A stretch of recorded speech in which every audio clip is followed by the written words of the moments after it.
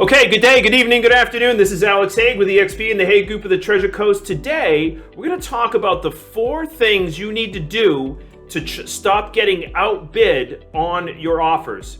4 things you need to do to stop getting outbid on your offers. Stay tuned.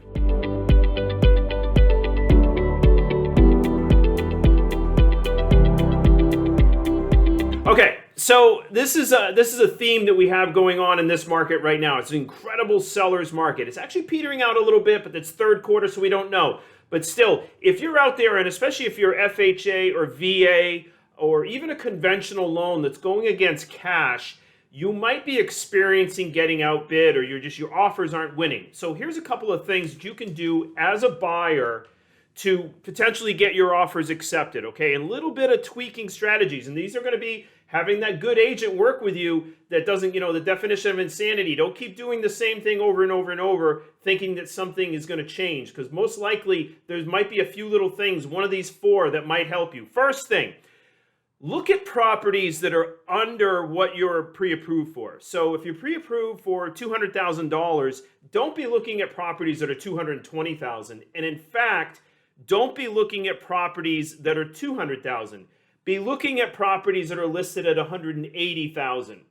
Because what you're going to be able to do within there, which I'm going to get into some of these other strategies, you're going to be able to position your offer given the price point that's going to look more favorable to the seller, and that listing agent is going to kind of move you more towards the front of the pack. Because what I'm seeing as a listing agent, sometimes 20, 30 offers coming in. You really need to kind of shine above all those other offers to get accepted, okay? So that's the first thing you really should be doing. It's not the old school that, hey, if we're pre-approved for $200,000, we think we're going to negotiate and, get it at $180,000. No. You barely should be looking at properties that are listed at $200,000 if that's what you're priced at. You might be, but you got to be looking at those $180,000 properties, because if you, just FHA and that's something I want you to be thinking about. Second, you want to be amiable or flexible with your terms. And what I mean by that is the term could be, so you got price, which is, $200,000 in this particular instance. Well, term might be, hey, what does the seller want? Do they want a longer close? Because this could be very attractive.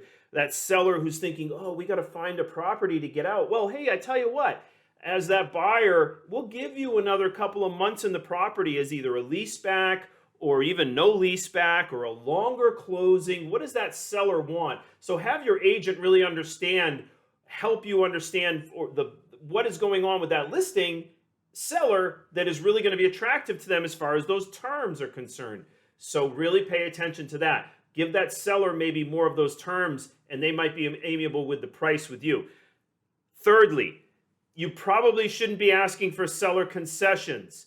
So those FHA, VA, and even some conventional people out there, if the lender's saying to you, hey, we need some seller concessions, just know that if you're offering $200,000 and you need $5,000 back, you're really offering $195,000.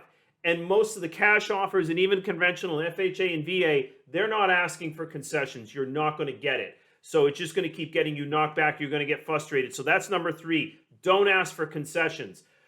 Number 4, escalation clauses. So what we mean by this is you're pre-approved for $200,000. Again, we're going to be looking at $180,000 property, right? So we're looking at $180,000 property. Well, we can put an escalation clause in there that we're willing to pay up to $190,000, right? So what you can do is you're going to be getting a lot of these properties that are, especially in that price point, or that's FHA within their guidelines for price point. You get beat out by others that are going above that asking price and bringing that money in. So an escalation clause can be very, very valuable to you and can be very effective with helping you win that offer. So those are the 4. Look at properties that are under your price point.